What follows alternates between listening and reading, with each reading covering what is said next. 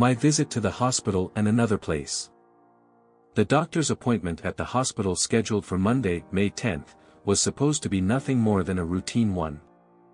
Over the prior 5 months, I had gradually lost my appetite and could eat nothing more than an ounce of food a day.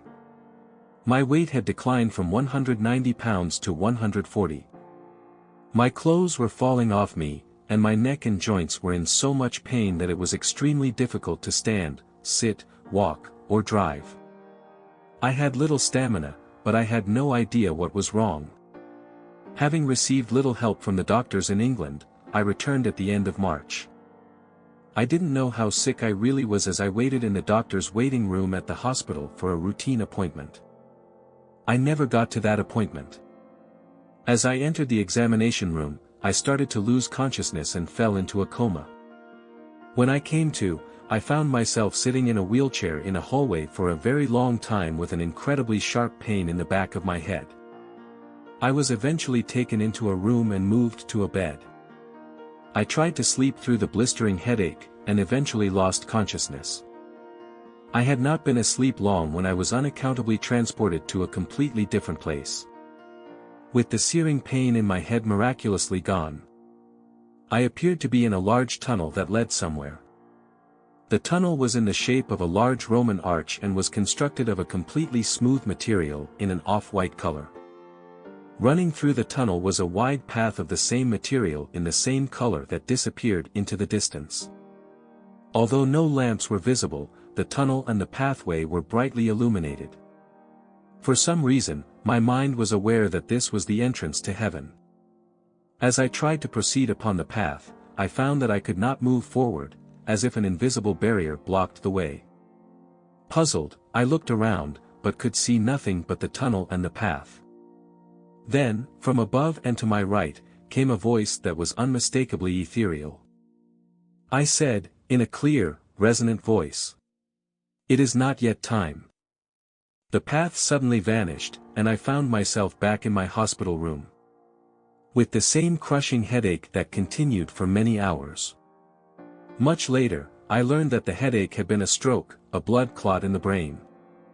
To my alarm, the first thing that I noticed after the stroke was that I could not read any of the words that appeared on my hospital room's television screen. Everything appeared to be written in a Klingon script. The loss of the ability to read is apparently a common outcome of a stroke.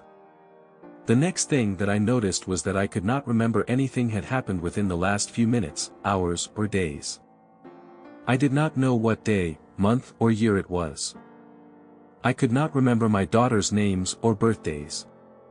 Over the next few days, I noticed more things, like the refusal of my right leg to walk. I could only get to the restroom by dragging my right leg along behind me. Nor could I speak clearly. My speech was slurred and indistinct. My handwriting was an illegible scrawl. The doctors eventually informed that the stroke had affected the connections to my brain of everything on the right side of my body, including my right foot, leg, arm, hand, eye, and mouth. I had to relearn again how to walk, talk, handwrite, and read.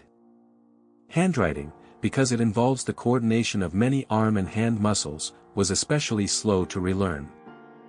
While I was becoming aware of these developments, several doctors were furiously trying to determine what had caused the stroke and how to treat it. Finally, on the third day, a visiting doctor, who was a truly unusual character, triumphantly announced that he had figured it out. I had infectious endocarditis, a bacterial infection of the heart valve. The infection, which was still raging, had caused a portion of the heart valve to break off and proceed up the bloodstream to lodge in the brain. He said that I had probably had this infection for some time, which explained why I had lost so much weight and eventually collapsed at the doctor's office. An intensive regimen of antibiotics was required. Antibiotics were continuously pumped into my bloodstream intravenously for 2.5 weeks. 5 different areas on my arms were used and the puncture marks persisted for weeks. The experience was exhausting. To keep me company, I had an array of interesting roommates during my extended hospital stay. The first one was a local-looking man who was having his toe amputated due to insufficient blood flow to his feet. His feet were black up to above his ankles. His head was permanently tilted downwards, which led me to wonder how he could watch his television, which was high up on the ceiling. My next roommate was a victim of stab wounds that he had received in a fight. He had 2 long lines of stitches on his chest. He also had no toes on one foot due to leprosy. After a couple of days, he took a turn for the worse, which, at one point, attracted the attention of 7 nurses, who moved him to intensive care. I never heard about him again. My third roommate had breathing difficulties and was attached to an oxygen bottle. He told anyone who would listen that he had been stuck in a traffic jam for many hours. He inhaled car exhaust fumes for such a long time that he could not breathe. He complained to his doctor that his breathing disorder had been tested and retested so many times that he would not allow any more testing. He complained that his nurse was unsympathetic and got his nurse replaced.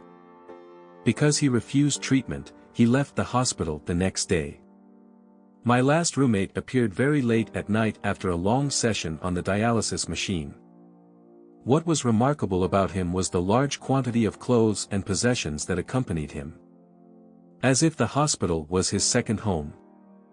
The nurses were all very nice and worked very hard as each took care of many patients. Some patients were in such distress that they yelled or cried out all night. The nurses coped extremely well with such difficulties. 3 times a week, nuns visited each patient.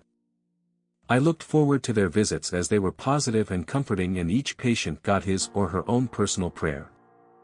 The experience was exhausting, yet very engrossing. My roommates and their afflictions were fascinating and a little scary. Serious problems from diabetes were more prevalent than I imagined. The doctor who had probably saved my life by diagnosing the endocarditis was an animated character, who exuberantly exclaimed to me more than once that I had almost died. I may have been fortunate to have keeled over in a hospital. But I was even more fortunate that this doctor had come by and taken an interest in my ailment that defied diagnosis. The visits by the nuns were refreshing and uplifting. And my visit to the entrance to heaven will not soon be forgotten. This happened in 2004.